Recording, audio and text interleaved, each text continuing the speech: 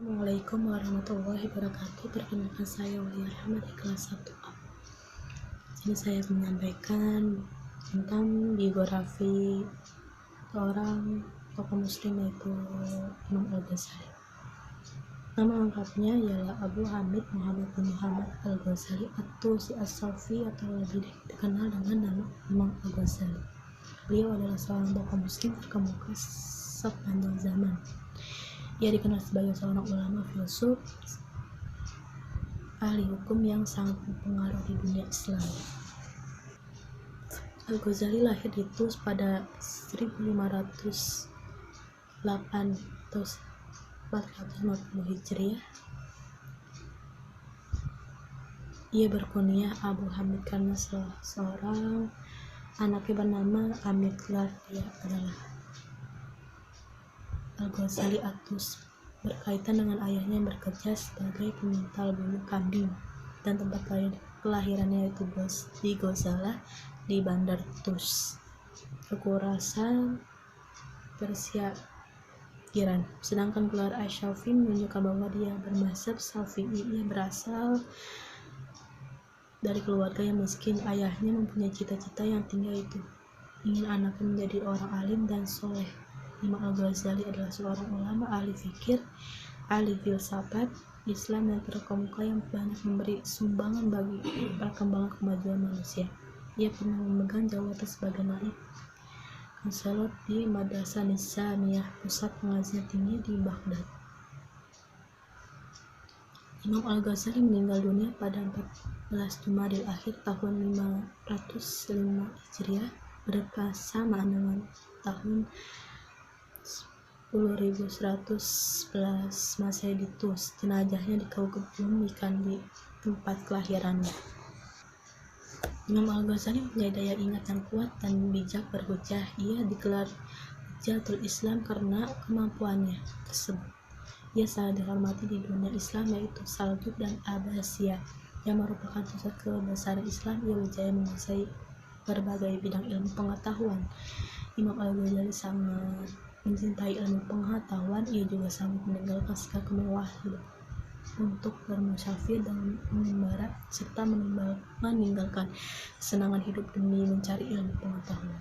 Sebelum dia memulai pengembaraan, dia telah mempelajari karya ahli sufi ternama seperti Junaid, Sabili, dan Bayazid Bustami. Imam Al-Ghazali telah mengembara selama 10 tahun. Ia telah mengunjungi tempat-tempat suci di daerah Islam yang luas seperti Mekah, Madinah, Yerusalem, dan Mesir. Ia terkenal sebagai ahli filsafat Islam yang telah mengharumkan nama ulama di Eropa melalui hasil karyanya yang sangat bermutu tinggi. Sejak kecil lagi dia telah dididik dengan akhlak yang mulia. Hal ini menyebabkan benci pada sifat ria, megah, sombong, takabur, dan sifat-sifat tercela yang lainnya. Ia sangat kuat beribadah, wara, zuhud, dan tidak gemar kemewahan, kepalsuan, kemegahan, mencari sesuatu untuk mendapat ridho kepada Allah Subhanahu wa Ta'ala. Pada tingkat dasar beliau mendapat pendidikan secara gratis dari beberapa orang guru karena kemiskinan keluarganya. Pendidikan yang diperoleh pada peringkatnya ini, ia menguasai bahasa Arab dan Parsi dengan fasih. Oleh sebab minatnya yang mendalam terhadap ilmu, ia mulai mempelajari ilmu usuluddin, ilmu mantik, usul fikih, filsafat, dan mempelajari pendapat keempat mazhab hingga mahir dalam bidang yang dibahas oleh mazhab tersebut. Selepas itu, beliau melanjutkan pelajaran dengan Ahmad Ar-Razqani dalam bidang ilmu fikih, Abu Nasr al-Ismail di Zarazan, dan Imam Harmain di Nasaibur. Oleh sebab itu, Imam Al-Ghazali memiliki ketinggian ilmu. Ia telah dilantik menjadi mahaguru di Madrasah Nizamiyah, sebuah universitas yang didirikan oleh Perdana Menteri di Baghdad pada tahun 484 Hijriah. Kemudian dia dilantik pula sebagai naib konselor di sana. Ia telah mengembara ke beberapa tempat seperti Mekah, Madinah, Mesir, dan Yerusalem untuk berjumpa dengan ulama di sana untuk mendalami ilmu pengetahuannya yang ada.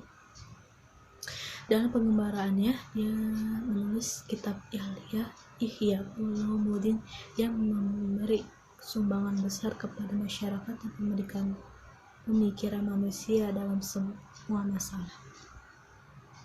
Dalam kehidupan dan perjalanan menuntut ilmu, ayah beliau adalah seorang pengrajin kain sup yang dibuat dari kulit domba dan menjualnya di kota Tushi. Menjelang wafat, dia mewasiatkan pilihan kedua anaknya kepada temannya dari kalangan orang yang baik. Dia berpesan, sungguh saya menyesal tidak belajar kode tulis menulis Arab dan saya ingin memperbaiki apa yang telah saya alami pada kedua anak saya ini. Maka saya mohon engkau mengajarinya dan harta yang saya tinggalkan boleh dihabiskan untuk keduanya. Maka setelah meninggal, temannya tersebut mengajari keduanya ilmu hingga habislah harta peninggalan yang sedikit tersebut. Kemudian beliau meminta tidak dapat melanjutkan wasiat orang tuanya dengan harta benda yang dimilikinya dan yang berkata, "Tahuilah oleh kalian berdua, saya telah menanyakan untuk kalian dari harta kalian. Saya seorang fakir dan miskin yang tidak mempunyai harta.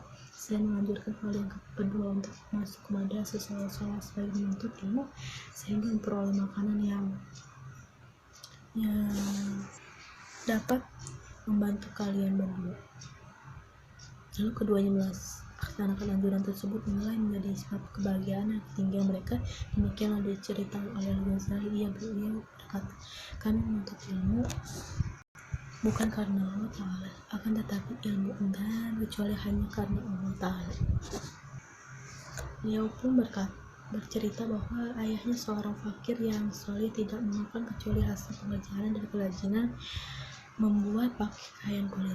Beliau berkeliling mengunjungi ahli fikih dan bermajlis dengan mereka serta memberikan nafas mampunya. Apabila mendengar perkataan mereka ahli fikih, beliau menangis dan berdoa memohon diberi anak yang fakih. Apabila hadir di majelis ceramah tersebut dan ceramah nasihat, beliau menangis dan mohon kepada Allah Ta'ala untuk diberikan anak yang ahli dalam ceramah nasihat. Imam Al-Ghazali mulai belajar di kala masa kecil, mempelajari fikih dari Syekh Ahmad bin Muhammad Ar-Razakani di kota Tushi, kemudian berangkat ke Surzan untuk mengambil ilmu dari Imam Abu Nashr Al-Ismaili dan menulis buku At-Tariqat, kemudian pulang ke Tushi. Beliau mendatangi kota Naisabur dan berguru kepada Imam Ar-Ramain Al-Juwaini dengan penuh kesungguhan, sehingga berhasil menguasai dengan sangat baik fikih bahasa Syafi'i dan fikih khilaf, ilmu perdebatan usul motif, hikmah dan filsafat. Beliau pun memahami perkataan para ahli tersebut dan membantah orang yang menulisnya. Setelah Imam Haramain meninggal, berangkatlah Imam Ghazali ke perkemahan Wazir Insa membalikannya majelisnya tempat berkumpul para ahli ilmu, sehingga beliau menantang debat kepada para ulama dan mengalahkan mereka. Kemudian Nizamul Malik mengangkatnya menjadi pengajar di madrasah di Baghdad dan memerintahkan untuk mengajar.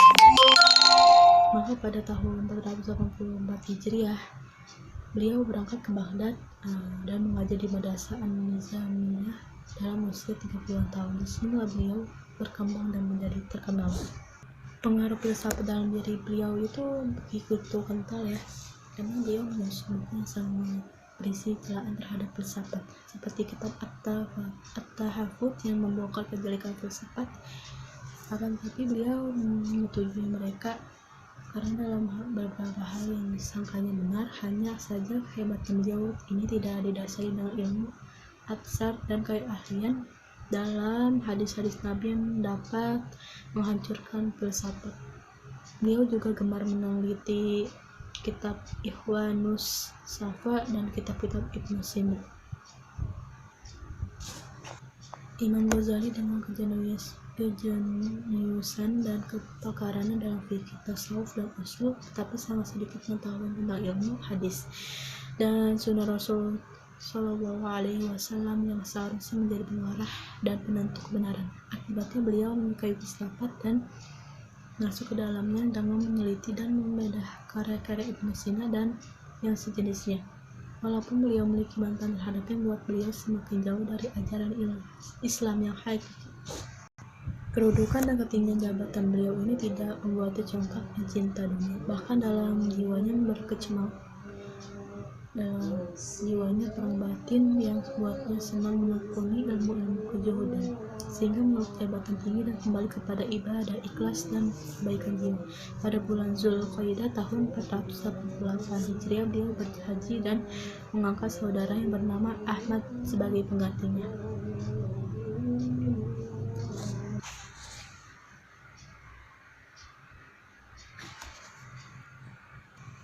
Abul Faraj Ibnul Jauzi menyampaikan kisah meninggalnya beliau dalam kitab Atas Tasobat. Indal Mamat memiliki cerita Ahmad, saudara. Pada subuh hari Senin, saudaraku Abu Hamid berwudu dan saat sholat lalu berkata, "Allah kemari ke saya." Lalu beliau mengambil dan menciumnya serta meletakkannya di kedua mata, lalu berkata, "Saya patuh dan taat untuk menemui malaikat." Kemudian beliau meluruskan kakinya dan menghadap kiblat. Beliau meninggal sebelum naik kemuni menjelang pagi hari. Beliau wafat di kota Tusi pada hari Senin tanggal 14 Jumadah akhir tahun 505 Hijriah dan dikuburkan di pekuburan At-Tabaran Ikhwat As-Safi'iyah. Karya-karya Imam Ghazali pertama itu tasawuf,